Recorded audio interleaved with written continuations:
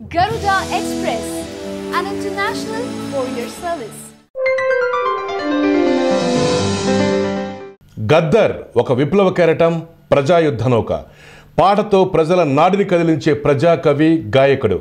ఇన్నాళ్ళుగా మావోయిస్టు పార్టీలో ఉన్న గద్దర్ ఇప్పుడు అమరవీరులకు కన్నీళ్లతో వందనాలు చెప్తూ ఎర్ర జెండాను పక్కన పెట్టి బుద్ధుడి జెండాను చేతబోనారు. మరి గద్దర్ కొత్త పార్టీ పెడతాడా? గద్దర్ అన్న భవిష్యత్ ప్రణాళిక ఏంటి? తెలంగాణ ప్రజలు ఎంతో ఉత్సాహంగా ఎదురు చూస్తున్నారు. ఆ వివరాలేంటో చూడండి.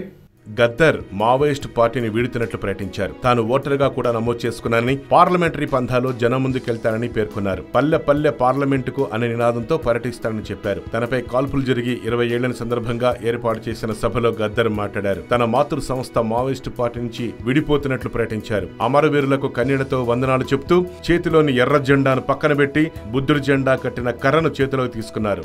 మార్క్స్ జ్ఞాన సిద్ధాంతం మాత్రమే చాలదు, అంబేద్కర్, పూలేల మార్గం అవసరమంటూ నా మాతృ సంస్థతో పలుమార్లు చర్చించాను. అయితే ఇది మిత్ర వైరుధ్యమే, నన్ను వెళ్లవద్దని వారించారు కూడా. కానీ 2 దశాబ్దాలుగా తుపాకీ తుట్టాని నాలో మోస్తున్న 2 పడవలపై కాళ్లు పెట్టలేను అని గద్దర్ స్పష్టం చేశారు. తాను పార్టీ పెట్టడం కాదని, పార్టీని అల్లటానికి పూలలో దారం అవుతానని చెప్పారు. ఇప్పుడున్న భౌగోళిక తెలంగాణ కాదని, పాలన, అధికారం, అభివృద్ధిపై నుంచి కాక కింద నుంచి అన్ని అందాలని పేర్కొన్నారు. అయితే కొత్త పార్టీ పెట్టే అంశంపై గద్దర్ నిర్ణయం మరో కీలకంగా మారబోతుంది. మరి గద్దర్ భవిష్యత్ ఎలా ఉంటుంది? ఇంతవరకు తెలంగాణ ఉద్యమం కోసం తన వంతు పాత్ర పోషించిన గద్దర్ అప్పట్లోనే రాజకీయాలకు వస్తారని అందరూ భావించారు. మరి ఇప్పుడు గద్దర్ ఈ ప్రకటన చేయడం వెనుక భవిష్యత్ కార్యాచరణ ఏంటి అని తెలంగాణ ప్రజలు ఎదురు చూస్తున్నారు.